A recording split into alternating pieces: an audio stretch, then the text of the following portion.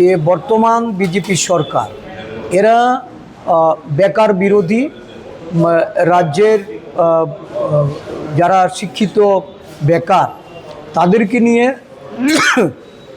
চিড়িমিনি খেলা হচ্ছে। ইন্টারভিউ নাটক এই রাজ্যে বারংবার সংগঠিত হচ্ছে।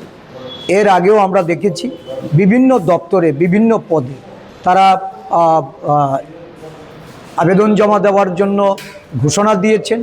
ঘোষণা মোতাবেক আবেদন জমা পড়েছে। একটা দীর্ঘ সময় প্রলম্বিত করার পর দেখা যাচ্ছে সেগুলি বাতিল হচ্ছে। কখনো ইন্টারভিউ গ্রহণ করে সেগুলিকে বাতিল করা হচ্ছে, কখনো ইন্টারভিউ দিয়ে যখন তাদের নিয়োগের প্রশ্নটা যখন আসছে তখন দেখা যাচ্ছে যে দীর্ঘসূত্রিতার ফলে সেগুলি পড়েছিল এবং তা বাতিল করে দেওয়া হয়েছে। এই স্পেশাল এক্সিকিউটিভ নিয়েও একই ধরনের নাটক মঞ্চস্থ হচ্ছে। আমরা জানতে চাই যে আগে যে আবেদনগুলি জমা পড়েছে এই আবেদনগুলি কেন তারা এটাকে বাস্তবায়ন করেনি, কেন এই আবেদনের ভিত্তিতে নিয়োগ করা হয়নি। এখন নতুনভাবে আবার নিয়োগের উদ্দেশ্যে যে তারা যে আবেদনের জন্য যে নির্দেশ দিয়েছে, আমি বলবো যে এইগুলি সম্পূর্ণভাবে বেকার যুবকদের সামনে লালিপপ ধরে রেখে একটার পর একটা নির্বাচনী বৈতরণী পার হওয়া। কারণ এই সরকার বিশ্বাস করে যে কর্মী স্বল্পতার মধ্য দিয়ে রাজ্যের সরকারি কর্মচারীর সংখ্যা কমিয়ে এনে কেন্দ্রীয় সরকারের কাছ থেকে পুরস্কার গ্রহণ করতে।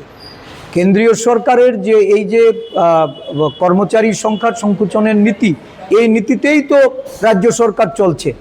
2017 সালে যেখানে কর্মচারীর সংখ্যা 151, কেন বর্তমানে 1 লাখেরও নিচে এই কর্মচারীর সংখ্যাকে কমিয়ে নিয়ে আসা হয়েছে, যার জন্য তাদেরকে পুরস্কৃত করা হচ্ছে কেন্দ্রীয় সরকারের তরফ থেকে।